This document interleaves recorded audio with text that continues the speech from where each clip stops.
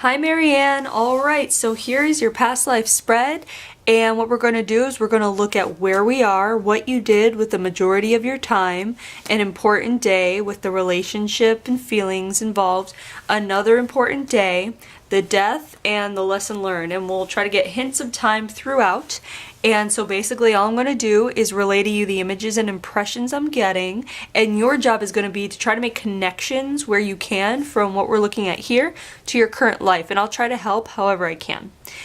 Alright, so first we're going to go here, and this is the Nomad card, and it means a couple of things. It can mean that we're looking at a place where it doesn't exist anymore to our current knowledge, or we're looking at someone who moves around a lot. And in this instance, what it feels like is we're looking at a place that does not have the name anymore. And it almost feels like this place is a bit of a utopia. And it's interesting because the feeling I got laying it down was that this is possibly a place that, the thing is, it feels so ideal that I want to say like a place like Atlantis, or a place, even though there is already an Atlantis card. So what I'm trying to do is just get clarification as to where in the world this was, because I feel like we're looking at something that was a whole different time, like a ancient time, like how they talk about different civilizations, like different places existing that no longer exist, or what's it called, like oh darn, what's the word, like hidden cities, but not hidden, but like destroyed, or you know what I'm talking about. So I feel like we're looking at a place that doesn't exist anymore, and this place is idyllic and almost like a utopia as far as what it feels and looks like there. It's a very like clean aired place. This place is not polluted at all. It's almost like it's fertile, and it's like, honestly, it's like Hawaii, how you would feel Hawaii is, but instead I feel like it's actually on a mainland, and it's almost like in a centralized place, and it almost feels like we're looking at like a valley, or we're looking at a city that is surrounded by mountains. And it's almost what it would look like. Okay, so it'd be like the most beautiful place as far as it feels, like the climate and the breeze and natural elements or whatever, like Hawaii. And then at the same time, it looks like Switzerland, like with the mountains and the crisp air and the green. And so it's not tropical too. So that's why I'm saying like Switzerland for that, but Hawaii for like because, you know, you think of Hawaii, you think of like the most luxurious thing. So basically it's like we're looking at like the Swiss mountains, but like a life of luxury is what it feels like. And it's very beautiful. And so in your current life, even with that, how you can connect is, well, one, are you interested at all in these places that you've heard about that no longer exist? Like, you know, like treasure hunting for this place kind of thing, you know, like that kind of fun thing. Or two, do you have a thing with mountains? Are you a mountain person? Or are you, is Switzerland, for some reason, Switzerland, is that a place that you've been interested in going, or the look or appeal of it? That's the kind of connections you can make as well. You know, like even skiing, if you ever want to try skiing, or you like skiing, there's something about like the snow on the mountains. It's very crisp. That is the word I want to say, is like crisp and beautiful. So we're looking there. So what you do with the majority of your time right here, this is the leisure card, which is really funny that that's coming up with this kind of place. So I feel like we're actually looking at a very young person, and it feels like a male life. So even a male life, if you're female, we're looking at a male life, you could either one, feel a bit imbalanced with your sexuality sometimes, or two, you could feel very balanced because you've had both genders for lives. So it can go either way, you know what I mean? So we're looking at this life of leisure. We're looking at a young man. I feel like we're looking at a boy being brought up in a family that's very well off. I feel like it's a whole community that's kind of well off, and if there are parts that are not well off, it's not in this area. And I actually feel like we're looking at a structured neighborhood where it goes up. I feel like there's a bit of a hill aspect to it where the most elite are at the top, and the further you get down, down, down, down, down, you get less and less, I guess, wealthy, but I feel like everybody in this area at least is taken care of on some level. So it's not like it wouldn't be it's a big difference from where you are and where the bottom are, but even the people at the bottom are not like poverty stricken. Like, I just feel like this is a place that takes care of people in, at least in some way. So that's really interesting too. So there's an aspect of a hierarchy. So one, in your current, so for a connection, you could have been born to a family that, honestly, one, you could be looking at people who are all about themselves, narcissistic, and money driven. So you could, so it's almost like you're re-embracing the life of wealth again. Or two, you could be, you could have chosen a different family that isn't experiencing any wealth. It's more about like down-to-earth people who love life and the experiences, because we're looking at someone here who was born into wealth, but also born into, let's say, like a bit of, what's it called, like unrealistic expectations out of life, because not everyone can experience what they experience, if that makes sense. So, I mean, and just what I'm looking at here is like a young man. He's like, this place he lives in is like it's like white walls, very sterile, but it's also very like elite looking. So it's beautiful, but it's not very warm. So in your current life, how you decorate, you could be someone that just loves color and warmth and coziness and all of that to make up for the lack of here. On the other hand, you could be someone who wants to continue with this because you enjoyed it so much here that you would enjoy it again. So you would want white walls and very like minimalist kind of things. So keep that in mind as far as how that might speak to you. All right.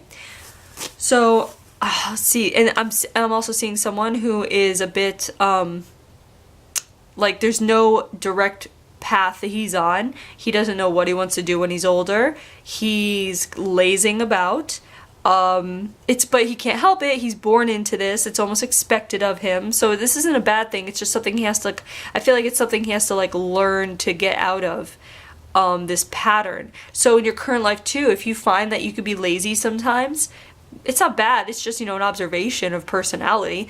If you find that you are lazy sometimes, it could come from here. Because this was someone who just kind of loafed around. But I feel like there's high intelligence, and there's something about this person that he's not catering to about himself. There's a skill he has that he's not building, and that is important. And it's almost like let's say he was born with, the ability to detect certain things, like something very important, but he just doesn't put the practice in, so he doesn't do it, and it could have helped a lot of people, but it doesn't because he's lazy. So in your current life, you might be aware that you have some skills inside of you, or you have talents that you're not catering to and you're not practicing or growing, and that are actually something that could potentially be very lucrative or helpful for yourself or others. And that could be it could be things you might not even consider. I mean, it could literally be just art, but art can hold energy, which can affect someone or motivate or inspire people. People don't think of their gifts as gifts, but they're gifts. So it's usually things that excite you or that you're passionate about, and things that you want to create. And that can also include family as well. If you want to create a family, that kind of thing. So keep that in mind, because I feel like we're looking at someone who's wasting their gifts. And in your current life, if you feel like there's something you should be doing, you should probably try to check in and feel out what that is and start taking steps towards doing it. It's not selfish. It's not selfish to do things that you love to do, because it does affect everyone around you too. So, in a good way. Let's go to the first important day here. We're looking at Mother Nature coming through and doing something. I'm trying to see what is happening here. We're looking at a soulmate and the horror card. So what I feel like this is, honestly, is I feel like this is a place that gets winters. And I feel like there is one winter when I feel like someone in your family, almost like a father figure who travels for business, is traveling for business, and I feel like he doesn't make it home because of a snow in or snow out, or however you would take that, like a bank of snow falls on him, he gets lost in the snowstorm. Something about cold and snow and not making it home. And the reason that the soulmate card is here is because you've chosen your family, and I feel like it's being shown that you chose this family to come into and live, like be born to this family, because your soul knew that certain instances would be happening, and one of them would be the death of your father. So these are feelings that you have to go through that you've never gone through before, because up until now life has been a dream. So it's almost like in your current life, if you could be someone that bottles your emotions and doesn't show emotion, someone that doesn't cry when people die, and that's okay. On the other hand, you could be someone that doesn't know how to control your emotions and doesn't know how to kind of check in with yourself in a healthy way periodically to make sure that everything is in tip-top shape, so to speak. So it's the feeling of being either overly emotional or bottling up the emotions. Either way, there's a feeling of extremity where it's either you do this or you do this, and there's no like even ground. And I feel like it's because this person doesn't know how to have an even ground with emotion. Like his whole life has been just so easy, and then this happens, and it's like, what do I do when someone I care about dies? I don't know what to do. It's like he doesn't know what's proper, and the fact that he's trying to think of what's proper in itself is sad, because there is no proper way to grieve. So it's almost like in your current life, if you're someone that feels like you have to do things properly, or if there's a right way to do it, or maybe you're self-conscious about expressing yourself in a way that is totally unique to yourself because you don't want to be looked at weird or whatever it is, I feel like this is coming up to tell you a message that you need to be true to your emotions. You need to be true to them in the way of, like, if you need to go and scream, go scream. If you need to cry for 3 days straight to get it out, cry. Like, you need to, like, really, it's just about being authentic to yourself, being good to yourself, letting your emotions flow. Don't bottle them up.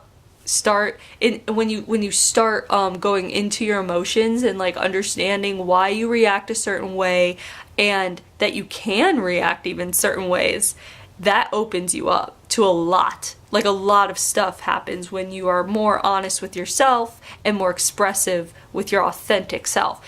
That's a huge thing you will grow.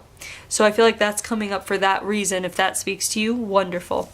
So the next important day. Oh, also, actually, let's talk about this too. One, if you don't like the snow, if you don't like winter, if you don't, if you're paranoid about, just like, if there's a paranoia about you not being safe in the natural environments, like outside, it would stem from here, if there's any paranoia about that. On the other hand, if your soul has like forgiven winter, so to speak, for what it's done, you could be someone that loves the snow and just enjoys it. But if anything, it would be someone that's like, I don't want to live somewhere where there's going to be a ton of sorry, I'm holding back a cuss word, sorry. A ton of snow, there you go. If there's a ton of snow, you just don't want to be there. So there you go. So the next important day, we have the Enlighten Me card, where we're looking at soul growth, and we're looking at a spouse. There we go. And we're looking at content. And I feel like what we're looking at here is someone who has finally figured out their way of coping. And their way of coping, this young man, is to he actually ends up taking life more seriously, gets off his butt, and he builds a family. And I feel like there is something about taking over his father's position, which allows, income to come in, which is nice. So he's still comfortable. It's still a comfortable living. It's not the same, though, because it's not like a mental comfort. There isn't a mental comfort, especially like when he decided to have a partner and get a family. Like, there's kids involved, there's a family growing. He's doing all that, and it is healing a part of him, but there's still that other part of him that isn't healed, because in a way, by creating a family, he's also kind of avoiding the other issues that would require more internal solo work. Instead, he's just like, okay, I'm gonna let my family bring me the joy that I lost. And that can help a lot with a lot of people, currently too, but it's also about the inner work that has to be done, because that's not going to heal everything. Like, a lot of things need solo attention, and I feel like he never gave that solo attention. He instead, just like over here, letting the external world kind of please him, you know, he had all the comforts and joys he can experience. Now he's again letting the external, his family, make him happy. There's no inner happiness that he's able to kind of produce. Like, if he were alone, his family wasn't there, he wouldn't be able to sit and be happy with things or himself. He would what's the word, like, kind of sulk or think about the past, or, you know what I mean, like, there isn't that like inner nugget of happiness. He wasn't able to like fix that, or like come to terms with things.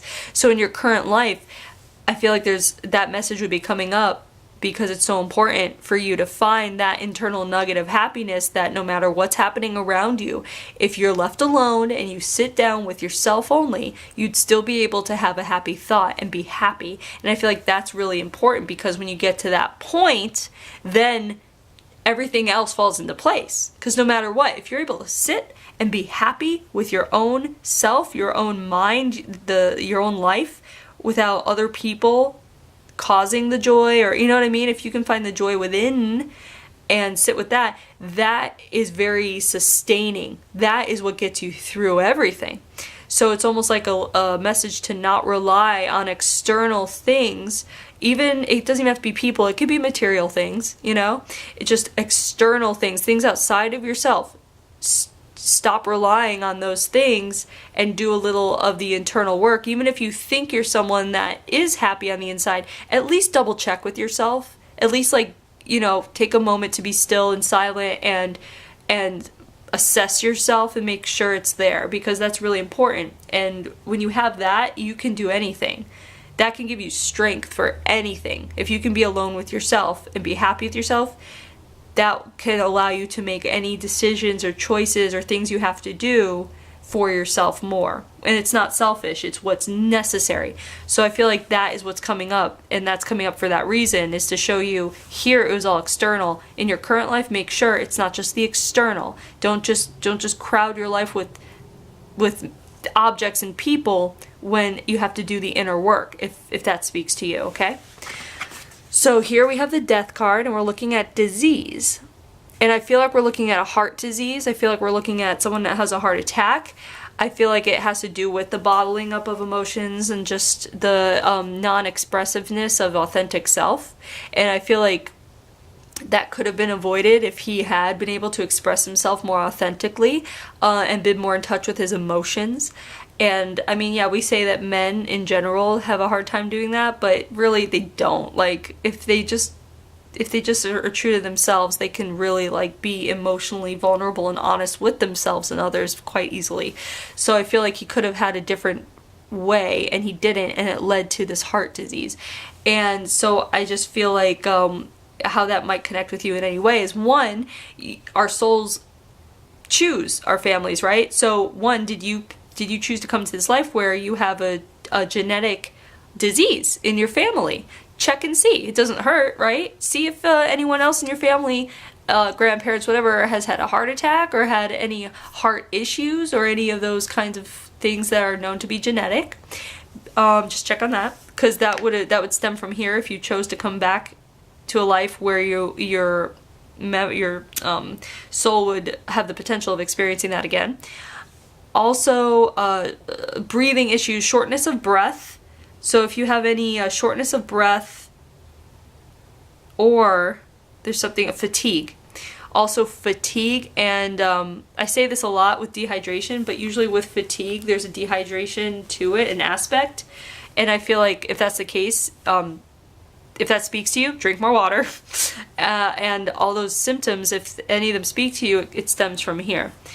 So we're looking at the lesson now, and it's really great. This lesson is let go, something that this person was not able to do with the death of their father. In fact, building the family here was another way for him to actually hold on to his father, or hold on to the situation of loss, by jumping into wanting to create this external happiness and this external love in the family. It was just also another way for him to hold on to the loss. So again, it's that weird message of don't get confused. Don't be confused about what is really happy, what you consider happiness. Really, it's subjective. Everybody has their own definition of happiness. Don't let other people tell you what happiness is, okay? And here, again, you weren't able to fully let go. And I feel like that's coming up in a message for you to find that internal nugget of happiness that allows you to be alone with yourself and be very happy, because that is what lets you ultimately let go of the things that you need to let go of. And the more you're able to let go of unnecessary emotion, or even let go of contracts from other lives or energies that are seeping in that don't belong here, the more you're able to sit with yourself and be happy, the more you're able to feel out those things that don't sit right with you.